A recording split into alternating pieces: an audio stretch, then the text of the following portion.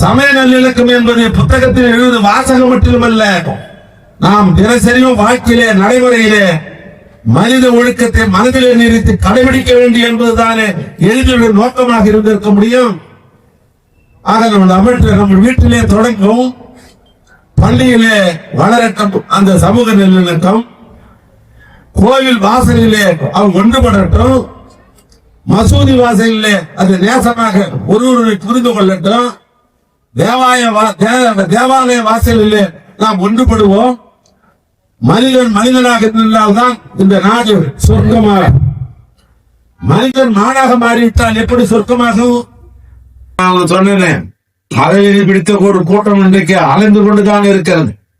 அதனால்தான் தமிழ்நாட்டு முதலமைச்சர் சொல்கிறார், உங்கள் மாற்ற தமிழ்நாட்டில் எந்த காலத்திலும் இங்கே ஈடுபடாது.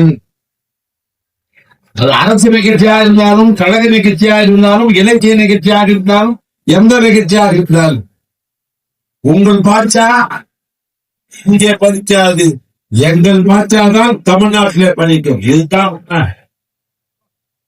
எங்க பாட்சாதான் தமிழ்நாட்டிலே பதிக்கும். என்ன சொல்றேன், எங்க பாதுஷாதான் தமிழ்நாட்டில அது லெல்லிவன், எங்க பாஷாதான் எங்களோடு இருப்பார். இதுதான்.